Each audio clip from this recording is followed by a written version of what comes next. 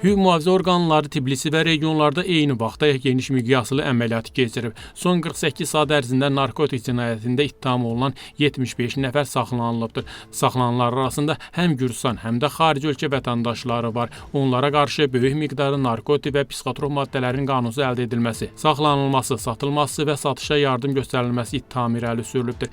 Məhkəmə qərarı əsasında aparılan gizli istintaq hərəkətləri nəticəsində audio və video qeydlər aparılıbdır. Toplanan sübutlar göstərib ki, saxlananların əksəriyyəti narkotik vasitələrinin satışını mütəmadi həyata keçirib və bunun üçün müxtəlif üsul və metodlardan istifadə ediblər. Polis saxlanılan şəxslərin üzərinə, avtomobillərinə və yaşayış yerlərinə baxış keçirib. Həmçinin istintaq eksperimenti zamanı onların göstərdiyi yerlərdən satış üçün hazırlanmış müxtəlif növ və böyük miqdarda narkotik və psixotrop maddələr götürülübdür. Bundan əlavə polis odlu silahlar, narkotik vasitələrin qablaşdırılması üçün lazım olan materiallar və narkotik satışından əldə edildiyi ehtimal olunan pulu da maddi sübut kimi ələ keçirib. Faktla bağlı araşdırma aparılır. Saxlanılan şəxsləri 20 ilədək və ya ömürlük azadlıqdan məhrum etmə cəzası gözləyir.